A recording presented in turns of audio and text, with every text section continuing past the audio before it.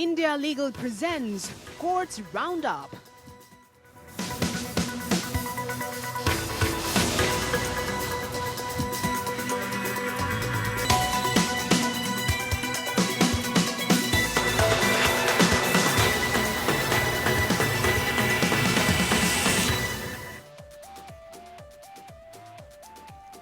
Supreme Court stays Uttarakhand High Court direction to register FIR against Chief Minister Devendra Rawat, says CM not a party and such a drastic order was passed.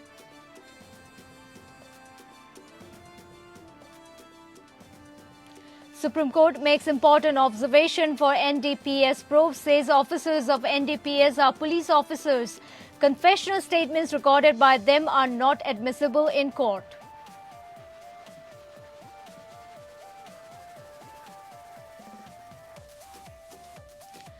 Supreme Court gives important instruction on pleas challenging insolvency and bankruptcy code, says all cases of insolvency or personal guarantors would be transferred to one place and heard.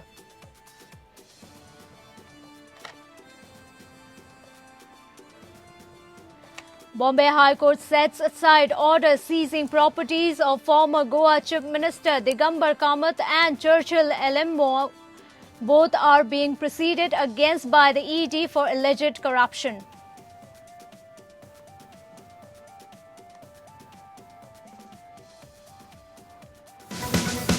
India Legal presents Courts Roundup.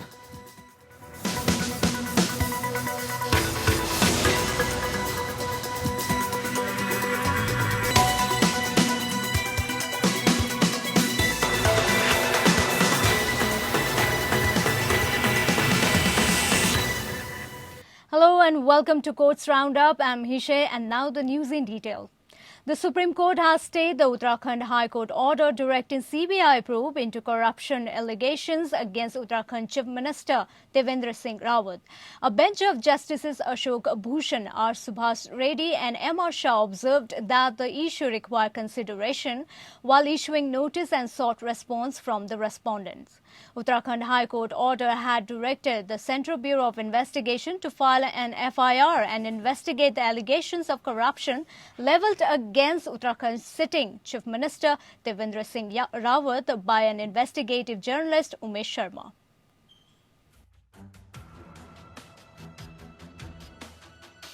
The Supreme Court has stayed the Uttarakhand High Court's direction to register an FIR against Chief Minister Trivendra Singh Rawat after allegations of bribery were made against him by a journalist. The bench of Justice Ashok Bhushan, R. Subhas Reddy and M.R. Shah stayed the High Court judgment passed on 27 October. Appearing for Chief Minister Rawat today, Attorney General K.K. Venugopal stated that the High Court had erred in ordering a Central Bureau of Investigation probe against the CM, who was not a party to the case, he said. The CM was not a party in this case and the High Court ordered a CBI probe.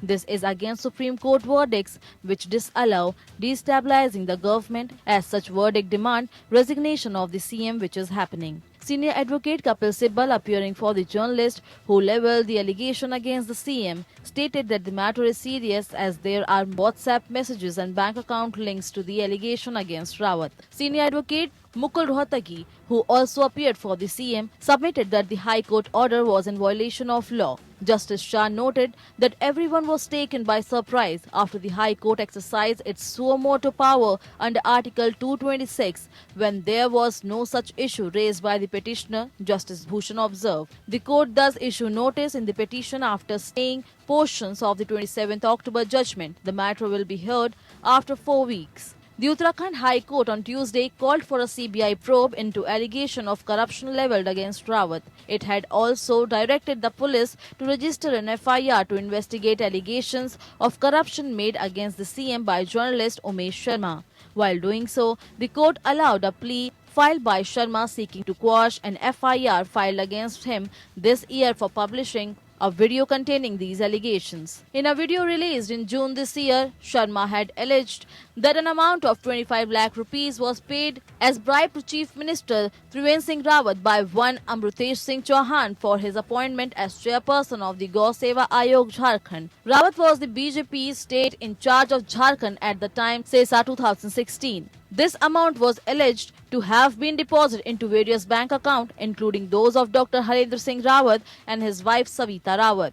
In his June 2020 video, Sharma asserted that Savita Rawat was Trivendra Singh Rawat's sister, making Dr. Harendra Singh Rawat his brother-in-law. The FIR listed various offences against Umesh Sharma for making corruption allegation, tying Dr. H.S. Rawat and Savita Rawat to Chief Minister Rawat in his video. Sharma was accused of cheating, forgery, conspiracy and allied offences. Finding that none of these offences are prima facie made out against Sharma, the High Court quashed this FIR. In the court of its judgment, the court also opined that there appeared to be mala fide intent motivating the case, giving the speed at which it was filed against Sharma, coupled with the facts that the allegation level in the FIR were within the notice of states as well as the informant much earlier in the year 2019. Bureau Report.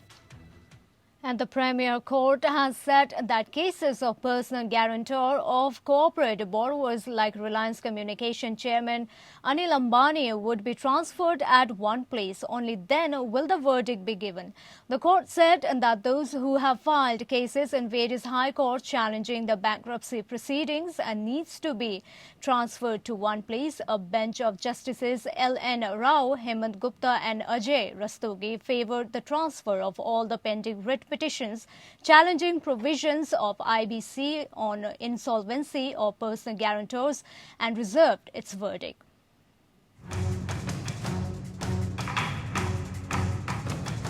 The Supreme Court has agreed to transfer to itself a batch of petitions challenging Insolvency and Bankruptcy Code (IPC) provision relating to insolvency of personal guarantors. The bench of Justice L. Nageshwar Rao, Hemant Gupta and Ajay Rastogi, after a brief hearing on issue of transfer, had reserved its order yesterday while expressing its inclination to allow the plea. The court said that no further writ petition on the issue are to be entertained by any High Court. Further, all interim orders passed by the High Courts will continue to be in operation till further orders. The matter will now be taken up on 2nd December, by which time all pleadings are required to be completed. The Insolvency and Bankruptcy Board of India (IBBI) had sought the transfer of all the matters pending before the High Court to the Supreme Court so as to avoid conflicting ruling by different constitutional courts. This position of IBBI was voiced by Additional Solicitor General Madhavi Diwan during the hearing yesterday.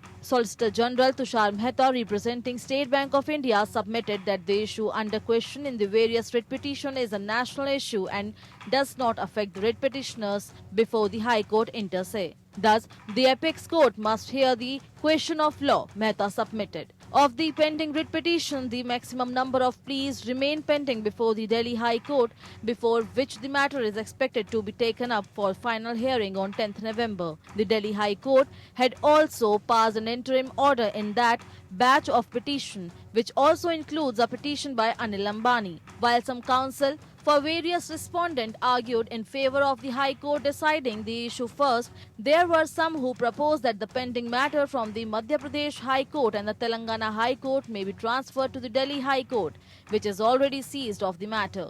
A submission was also made questioning IBBI's stance in seeking this transfer. In its petition seeking transfer of these pending cases, IBBI has submitted that various writ petitions have been filed in more than one High Court, which raise substantial questions of law of general importance. All of these pending writ petitions challenge the constitutional validity of Part 3 of the IBC, which deals with insolvency resolution of individuals and partnership firms. Section 95, 96, 99, 100 and 101 also have been assailed to the extent of being applicable to personal guarantors. The rules framed by the central government in 2019 under the IBC also stand challenged. Bureau Report. The Supreme Court has said that officers of the central and state agencies appointed under Narcotic Drugs and Psychotropic Substances Act are police officers, and therefore the confessional statement recorded by them under Section 67 are not admissible. Justices Rohinton Fali Nariman and Navin Sinha held thus, while Justice Indra Banerjee gave a dissenting opinion. The bench was answering a reference made by two-judge bench in 2013, which had referred these issues to the larger bench. 1. Whether the officer investigating the matter under the NDPS Act would qualify as a police officer or not. 2. Whether the statement recorded by the investigating officer under Section 67 of the Act can be treated as confessional statement or not, even if the officer is not treated as police officer. Reference was made by the two-judge bench, expressing its doubt over the correctness of the dictum laid by Kanhaiya Lal versus Union of India, in which it was held that the officer under Section 63 is not a police officer, and thus the bar under Section 24 and 27 of the Evidence Act cannot be attracted. The contention of the accused was that their conviction is based upon a purported confessional statement under the provision of Section 67 of the NDPS Act, and the same does not have any evidentiary value in the view of the mandated under Section 25 of the Indian Evidence Act.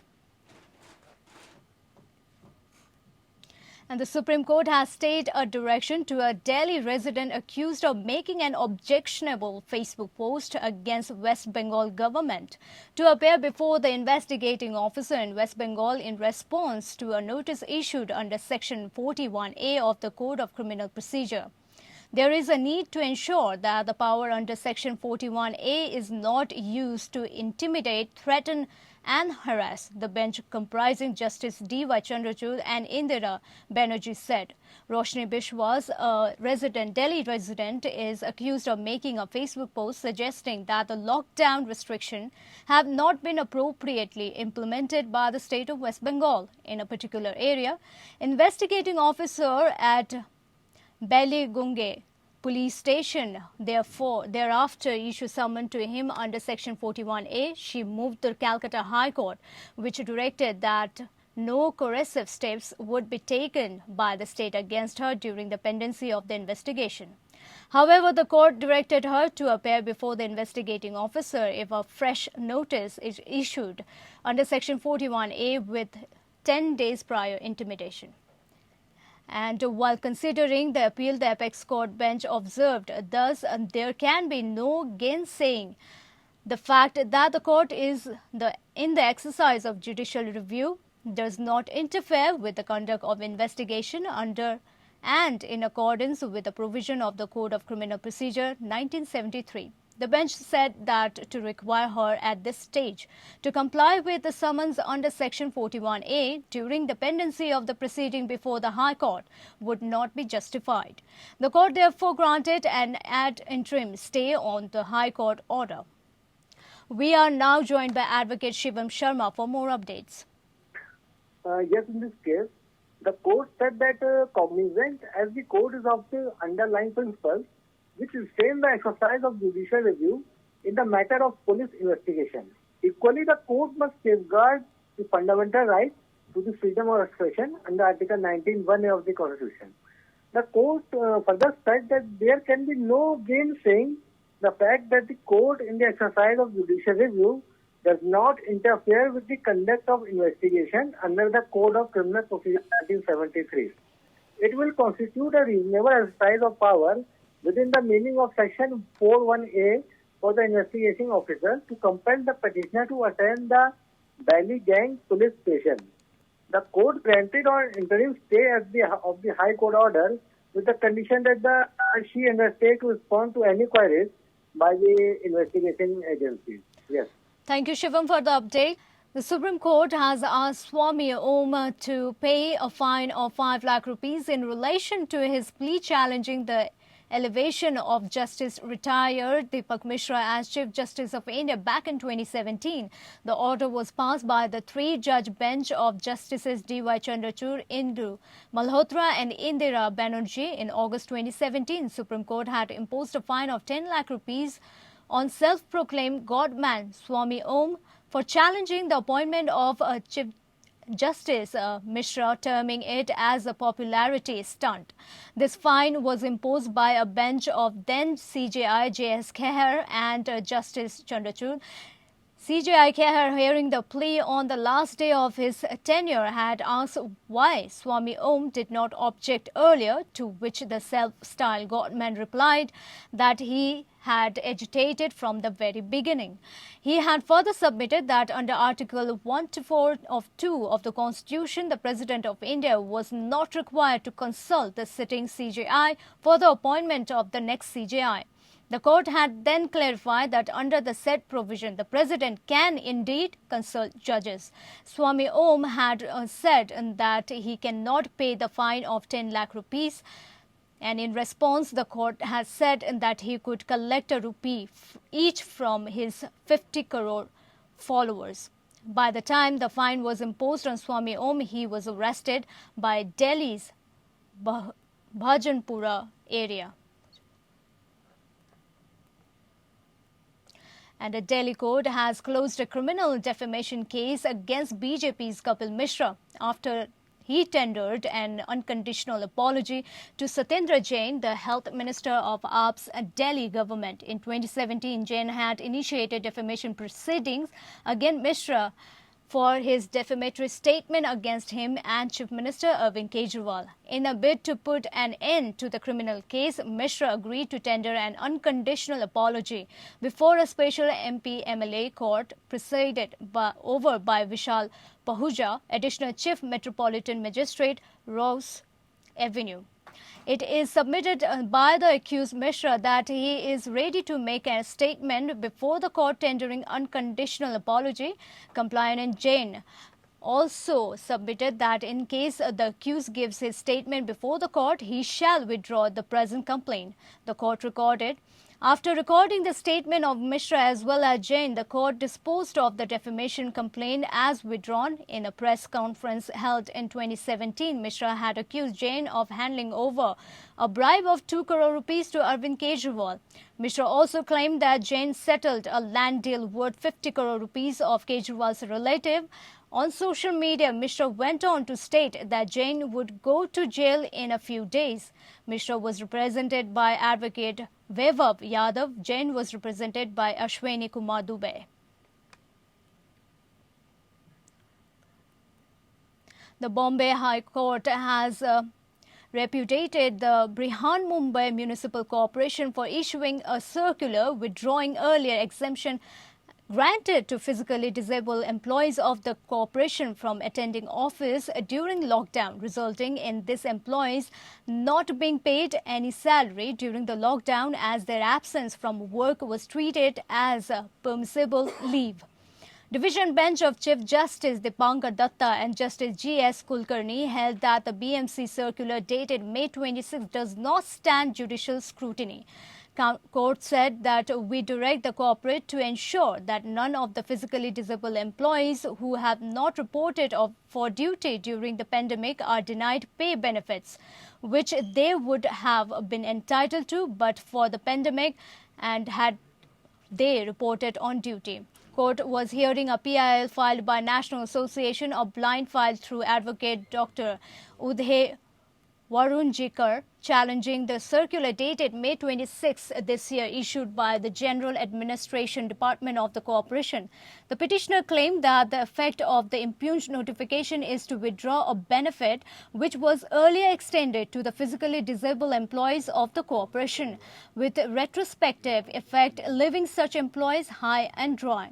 According to the petitioner, the physically disabled employees of the corporation have been discriminated against and the arbitrary withdrawal of benefit, particularly in the wake of pandemic evinces lack of sensitivity and compassion and thus unable to judicial review of this court and liable to be struck down. The Ministry of Personal, Public Grievances and Pension of the Government of India issued a direction on March 27 this year directing all the concerned ministries and the department that the employees who are physically disabled ought to be exempted from attendance while the roster of the staff to attend to essential services is drawn. And the Goa bench of Bombay High Court has set aside an order of the PMLA Appellate Tribunal with respect to the attachment of property of former Chief Minister Digambar Kamath worth 1.20 crore rupees and Churchill Elimao worth 75 lakh rupees, both of whom were being proceeded against by the Enforcement Directorate for alleged corruption.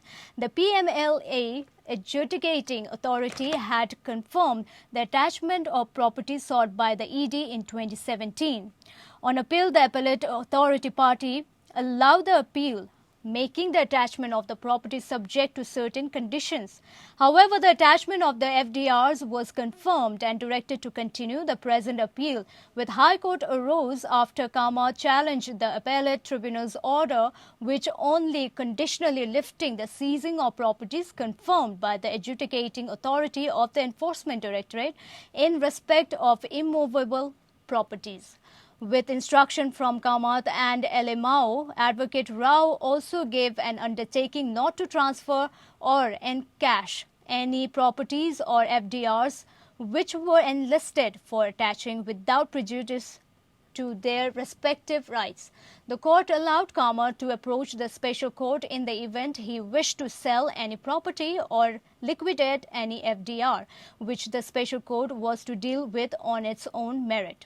Kamath and Elimao have been accused of accepting a bribe from officials of the US-based Louis Berger consultancy firm to secure implementation rights of a multi-billion-dollar water and sewage project in Goa.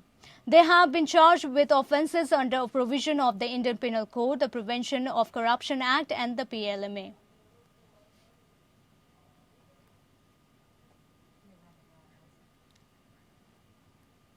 That's it for the Courts Roundup today. Thank you for tuning in and keep watching APN for more updates from around the nation. India Legal presents Courts Roundup.